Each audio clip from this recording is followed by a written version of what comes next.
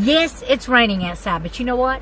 I don't care, because we just had the greatest trip over to the belly dance studio with Michele Herrington, where we learned about her recent trip overseas to Egypt and other places, where she had dance classes and performances.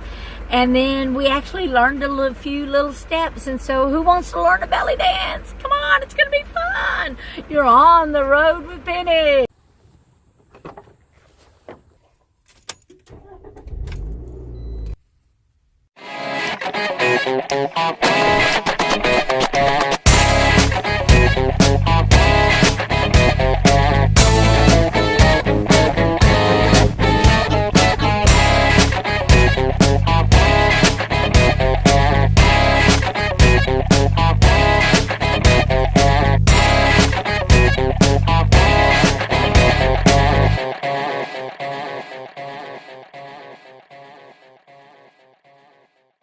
Well, hi guys, I am here with Michele Herrington. Hi there. With the Belly Dance Studio. We're at her new location. She's now in the Bonnie Cocono School of Dance. Yes, yes. And we're going to be talking about her recent trips. I want to be her when I grow up. I mean, you just lead such an exciting life. You get to go over in the Middle East and all of that, and can't wait. I want to go with you. I need sponsors, guys, so that I can afford to go with her and we can go see the Middle East. You want to go?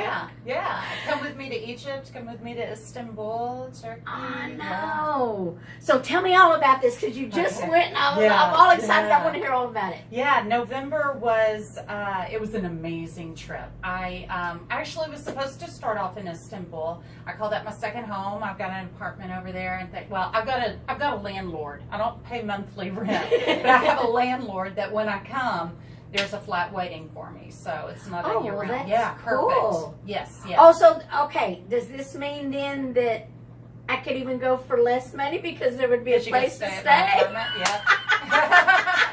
Washer and dryer and all that good stuff, and a kitchen. So you just made it a little closer to original. Hey, I don't even need as big a sponsor, guys. We've got shopping. Oh, and I bet that's amazing. It is. It is. Yeah. So, you know, it just got lifted, but we did have a situation between the U.S. and Turkey with not granting travel visas to each other. So my plans changed. So I did a quick tour through Egypt, and then from there went to Cairo and was there for, gosh, I want to say like 8 days, 7 nights, 8 days. Not long enough.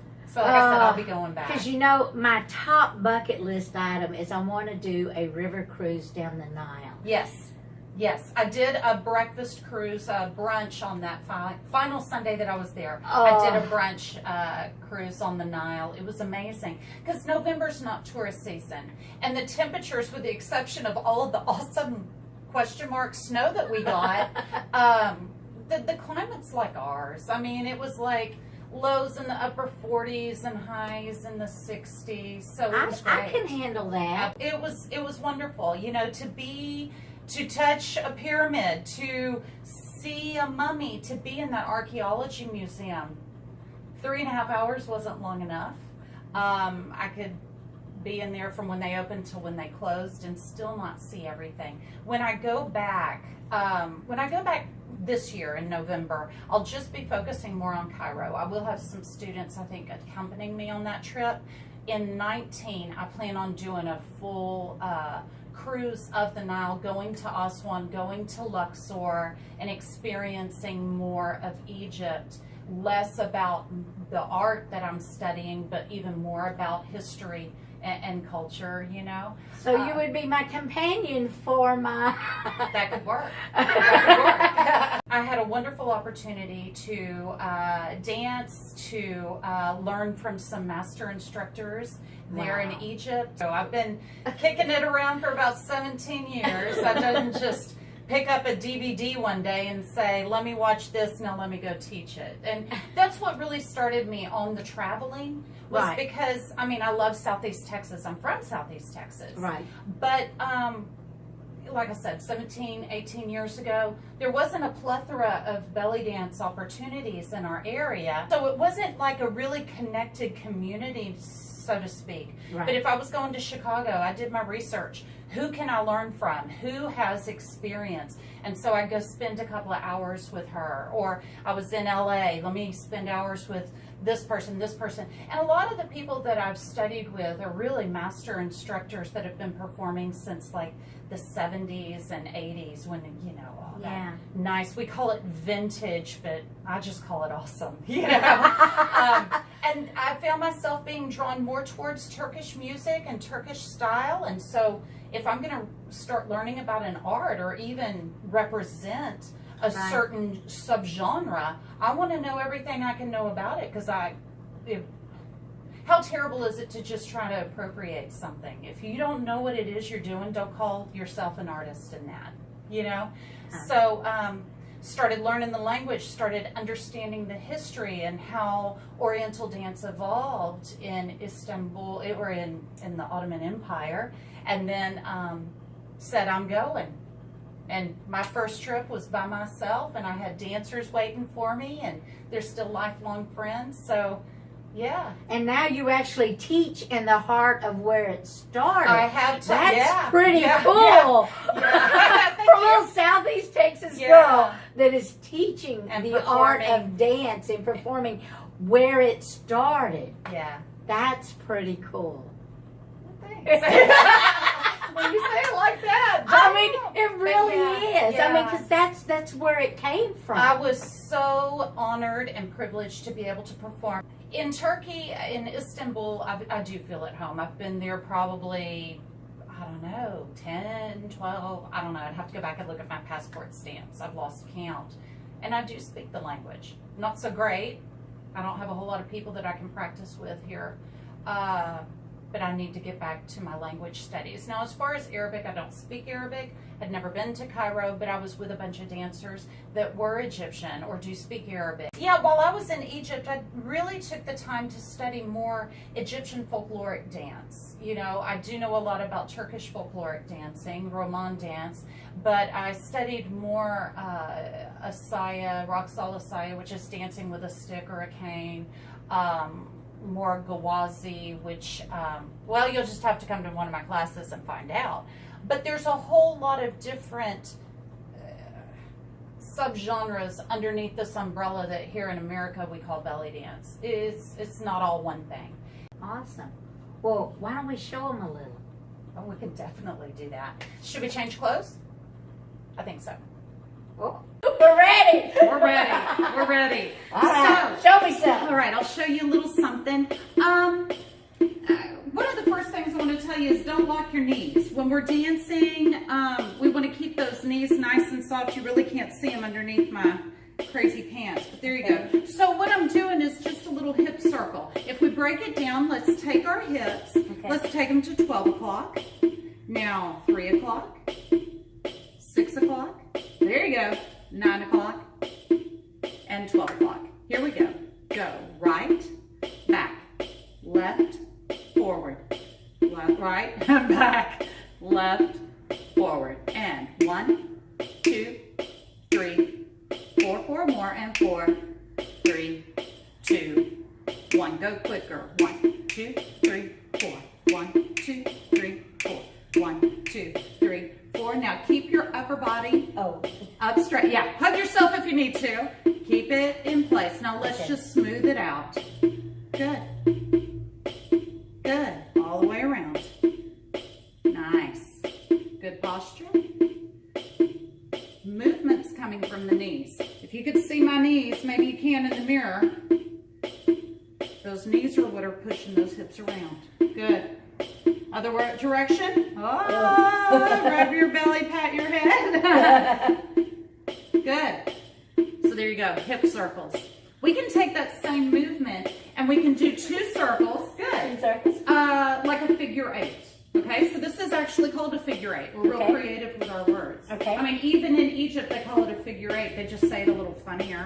The figure 8. That's my everything. It could be German, it could be French. Yeah, I don't do impersonations well. Okay, so if you imagine that you're taking your hips and you're going to draw on the floor the shape of an 8, okay? And each of your feet are in each of one of those little circles, okay, of the figure 8. Okay, remember your knees are soft. Okay. What we're gonna do is we're gonna start with this hip, and we're gonna take it not straight forward, but a little bit slided out on the diagonal. Okay. Now we're gonna take that hip, we're gonna take it to this other diagonal. So let's slide it back. Good, stop right there. Now what I want you to do is take this hip, now we're gonna bring it forward to its diagonal. So you're gonna push through, there you go, and take it back. Push through and take it back. There you go, push it through and take it back. There you go, right, left, right, left, right, left, right, left. Yeah, make sure that when you do that move, you are bringing it forward and we're just not working on the back side. Okay? That's something else. Good. Okay, so last move, okay, if you don't mind, snake arms. Okay, those nice flowy arms that you think of with belly dancers. So I'm going to step a little bit ahead of you. That way we got plenty of room. We don't hit each other. Yeah, exactly. That's a different class too. Alrighty, so we're just going to work on our right arm. Okay. Okay. So we're going to start from the shoulder. We're going to bring it up and let it fall down. Good. So I've had some students say, "Oh, it's like painting the fence, Mr. Miyagi." Okay, if that works. Now, our elbow drags then the wrist. Then as we flip those fingertips, it is the elbow that's bringing us back down. Good. Up and down. And up and down. Good. Left arm. Mine's a little bit crowded. Here we go. So, up and down. Up and down. Good. So, either arm works pretty well independently, but let's see what happens when we put them together. We know what we want our bodies to do, but sometimes they just don't always listen. Exactly. All right, so right arm comes up. As it starts to fall, left arm comes up. Right arm comes up. Now left arm. Good. And 1. And 2. And 1. And 2. Make it smaller, quicker. Go. Right, left, right, left, right, left. Smaller and quicker. Go. 1, 2, 1, 2. 1, 2, 1, 2. How you doing back there? I'm okay. Good.